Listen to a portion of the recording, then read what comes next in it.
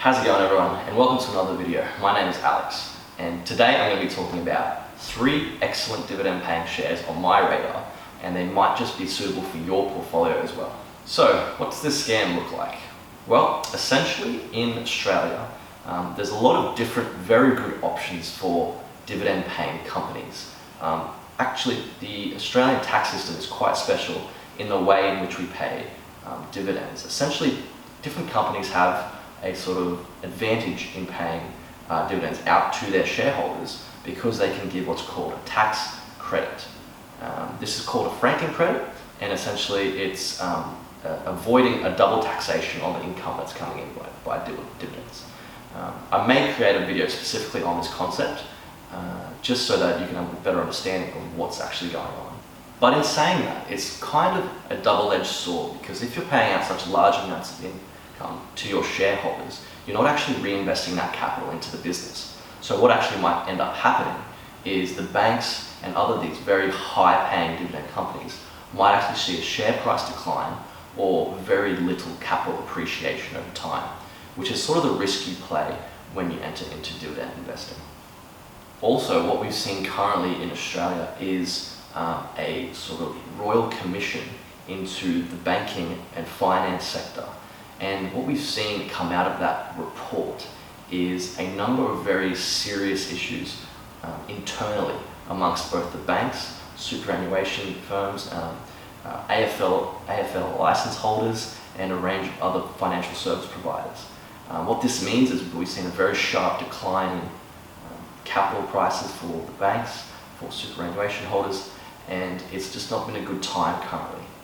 We've also seen things like Westpac have huge anti-money laundering scandals, which has cost the Westpac shareholders a lot of their value in their holding. It's also cost the Westpac Bank itself a lot of damage reputationally and financially. We've also seen that companies like ANZ cut their imputation credit. It was recently 100% franking, but at the moment it's 70%, which has seen also a very sharp decline in the share price. The only bank, the major 4 bank in Australia, which is currently unaffected by these tough fee pressures and these tough regulations, is actually CBA, Commonwealth Bank of Australia, which has currently left its dividend unaffected, and its share price has remained pretty strong despite everything that's going on. With that said, I don't think that the banks are going to be a good place to be placing your money in the future, particularly for January. They may be at a discount at the moment, but I can see potential issues coming when it comes to their payments in the future. And so in that way, here are 3 excellent companies I think you could have as alternatives to the bank shares that you already hold, or 3 companies that you may just want to add to your portfolio for passive income over the next decade. So the first company that I'm going to talk about is Brickworks Limited. Now, if you're familiar with this company, you would know that it's a marketing specialist in the distribution of building materials. It distributes things like clay bricks, retaining walls, and different sort of building materials that are useful for construction, both large scale and small scale. Locally, it owns a very large and solid industrial property trust called Goodman Group, and from that sort of ownership, it has different streams of revenue and income coming in.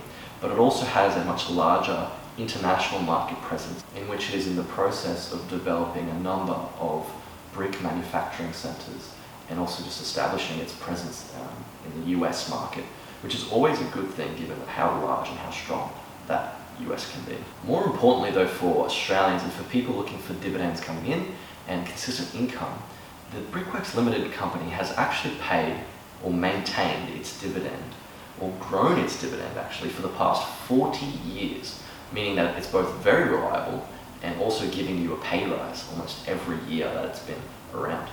And on top of that, it has a grossed up dividend yield of about 4.4%, which is well above sort of the market average for a good dividend stock. Of course, it's not on the upper tiers or the upper thresholds of what you could achieve, but it is definitely sustainable, and you're going to see a lot of capital appreciation or potential capital appreciation in a company that has a very stable dividend and has extra cash on hand to reinvest into the company.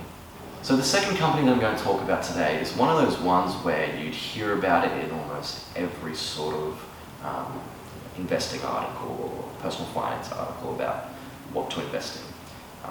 That doesn't necessarily mean that it's wrong to invest in it, but I think I should speak about this one a little bit because it has a very serious advantage amongst a lot of competitors, and you can clearly see its competitive edge, and that's why I would consider this to be one of the best ones going around. Of course, I'm talking about Transurban company. Now, this is a road toll operator, meaning that cars passing through these road tolls have to pay a fee for using the road. Clearly, there's a competitive advantage in this, and as we've seen, there's been a much higher rate of cars passing through these road tolls, and they've actually reported this quite frequently over the years, and that's obviously goes without saying. If you live in Australia, you'd be well aware that there's increased congestion and an increased amount of road use. So the most attractive part of this business, and sort of the thing which drives a lot of the discussion in the investing forums and investing platforms about Transurban, is the idea that there's a compulsory aspect of this business that every consumer sort of has to undertake. You are forced to pay for road tolls. There's no option around that, which means that they have a very serious competitive moat, and that's not going to be extinguished by future competition. No one's going to come up and challenge that. They have no pressure on the fee pricing, apart from sort of external pressures, and so they sort of can charge whatever they want, increase that revenue over time, increase sort of the turnover, the amount of people going through those tolls, and you can see why it's such an attractive business to be a part of. And beyond that, they currently pay about a 4.1% dividend yield, and this of course is very competitive for such a great company.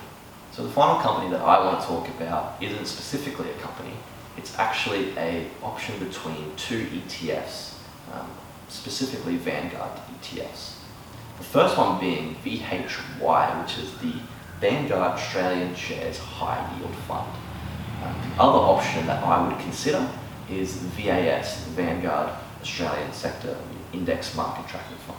So the upside of these two ETFs are quite obvious. Firstly, they're very diversified, meaning that they're more reliable in the sense that if you go and buy a specific company, even a very specific company like Transurban, something which is very unlikely to be cut off or diminished, there's still that potential that that company sees a huge decline in share price, some sort of nationwide regulation, some sort of issue in pricing, some sort of legislation which changes the way in which the company facilitates.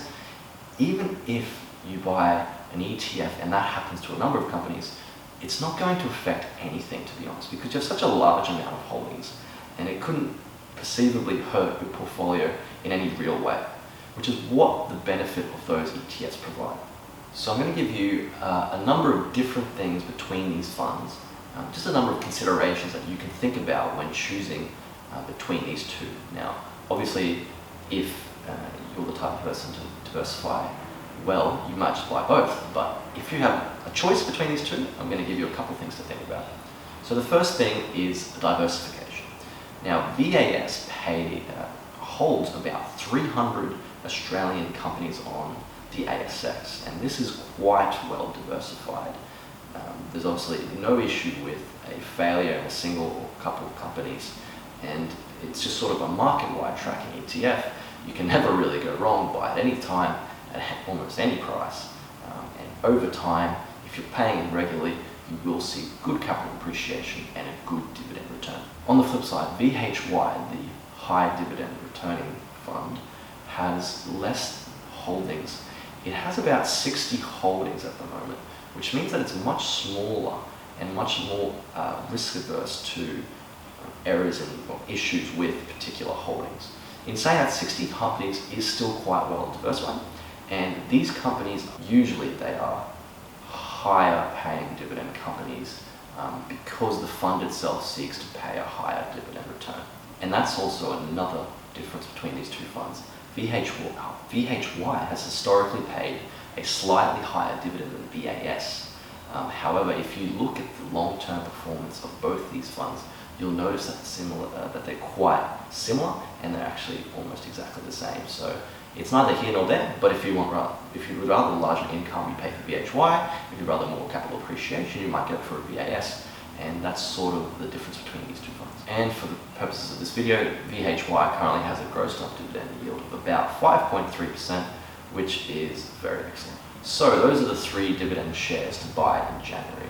Now, the reason why I've picked these particular ones is because I see a real long-term healthiness to these companies. I can see a good potential income coming in regularly. I cannot foresee any real dividend cuts in the future, and I think that they all have, bar of course the ETFs, a very good competitive advantage, which basically means that they're not going to receive any real sort of competitive pressure on their products. This means that they can hike their prices up, increase their revenue, increase their turnover and profit, and ultimately pay out a higher amount of that profit to the shareholders. So let me know if you're going to be investing in these particular companies, whether you think they're good ideas or whether you think you have found other great dividend companies in January.